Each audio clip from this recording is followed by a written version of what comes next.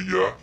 हाँ भाई, और बताओ, बड़े दिन बाद आए हो, क्या हुआ? कुछ खास नहीं, आपके 100 वीडियोस कंप्लीट होने जा रहे हैं। कॉन्ग्रेचुलेशंस। Thank you. आज मैं आया हूँ आपसे एक क्वेश्चन पूछने। हाँ हाँ, पूछो। भैया, कल मैं एंटमैन देखा था तो मेरे दिमाग में एक क्वेश्चन आया कि साइंस के हिसाब से क्या कोई तरीका है ये एंटमैन बनने का। मैं ज्यादा लालची नहीं हूँ, मुझे सिर्फ बड़ा और छोटा होने वाली ताकत चाहिए। एक तरीका तो है जो मैं तुम्हें बताने जा रहा हूँ, तुम उसे ध्यान से सुनना। बताइए भैया। हाँ हाँ, बताता हूँ, पर म्यूजिक के बाद।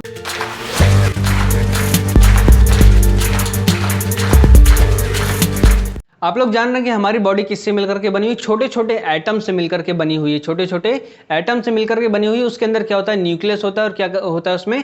Electron and proton. तो इलेक्ट्रॉन क्या करता है? अपने ऑर्बिट में क्या करता है? मूव करता रहता है। तो नील बोहर जो साइंटिस्ट थे, उन्होंने एक थ्योरी दी। उसमें उन्होंने बताया कि जो हमारा इलेक्ट्रॉन है, अगर उसके मास को क्या कर दिया जाए? इंक्रीज कर दिया जाए। उसके मास को अगर इंक्रीज कर दिया जाए तो एटम का जो रेडियस है वो क्या हो जाएगा? डिक्रीज करने लग जाएगा।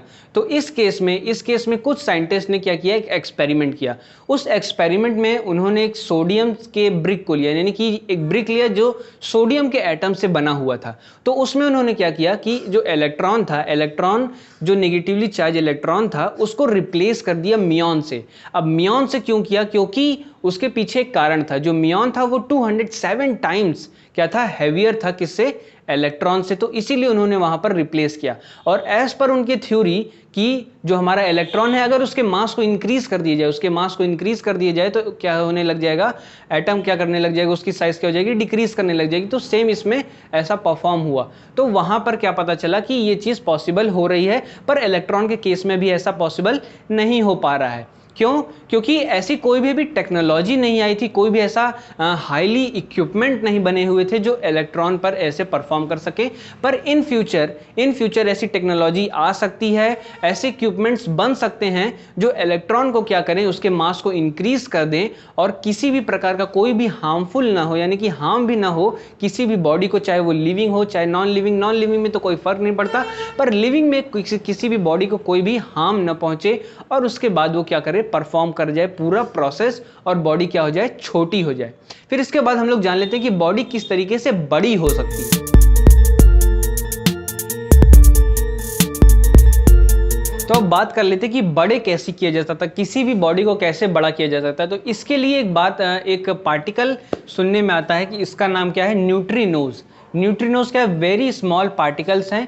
ये काफ़ी स्मॉल पार्टिकल्स होते हैं, और ये कहाँ से निकलते हैं? सन से निकलते हैं, और हमारे न्यूक्लियर डीके से निकलते हैं। न्यूक्लियर डीके के बारे में अगर आप जानते हैं तो बहुत ही अच्छी बात है, अगर नहीं जानते हैं तो नीचे कमेंट करिएगा, अगला वीडियो उस पर बनाया जाएगा। तो यहाँ से क्या निकलते हैं? हमारे न्यूट्रिनोज निकलते हैं। तो इस पर बेस्ड साइंटिस्ट थे, उनका नाम था स्पार्टेन मैक्लेकस। उन्होंने बताया कि अगर न्यूट्रिनोज को highly based technology wavelength converter से अगर उसको बदल दिया जाए, तो जब भी वो हमारे बॉडी के पास आएगा, अभी भी जो सन से निकल रहे होते हैं न्यूट्रिनोज, लाखों करोड़ों न्यूट्रिनोज आपके बॉडी के आसपास रहते हैं। तो उस केस में जब उसको कन्वर्ट कर दिया जाएगा, तो उस केस में जब वो हमारे बॉडी के पास जाएगा, तो हमारी बॉडी किससे बनी? एटम से बनी। उसमें क्या है? हमारा प्रोटॉन, इलेक्ट्रॉन एंड न्यूट्रॉन। तो वहां पर जो प्रोटॉन है, जब वो प्रोटॉन से टकराएगा, तो वहां पे न्यूट्रॉन्स एंड पॉजिट्रॉन्स में क्या हो जाएगा? पॉजिट्रॉन में कन्वर्ट हो जाएगा हमारा प्रोटॉन। तो वहां पर क्या हो रहा है? जब न्यूट्रॉन्स की संख्या बढ़ती जाएगी, न्यूट्रॉन्स के नंबर जब उसमें बढ़ते जाएंगे, जैसे जैसे उसमें पार कराया जाएगा, तो वैसे वैसे उसकी संख्या क्या होगी? बढ़ती जाएगी। तो उसमें क्या होगा कि हमारे जो एटम का जो साइज है, यानी कि जो उसका रेडियस है, वो भी क्या करने लगेगा?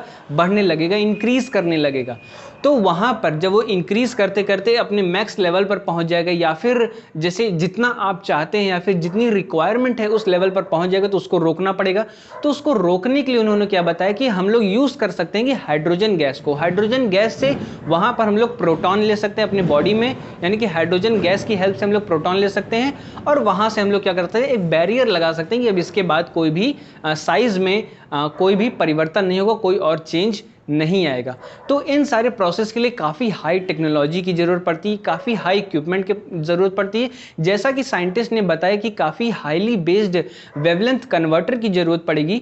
तो अभी करेंट टाइम में तो ऐसी कोई भी टेक्नोलॉजी नहीं है, पर इन फ्यूचर इन फ्यूचर ऐसी टेक्नोलॉजी आ सकती है जो ये सारे काम परफॉर्म किए जा सकते हैं, तो इन फ्यूचर ऐसा हो सकता है।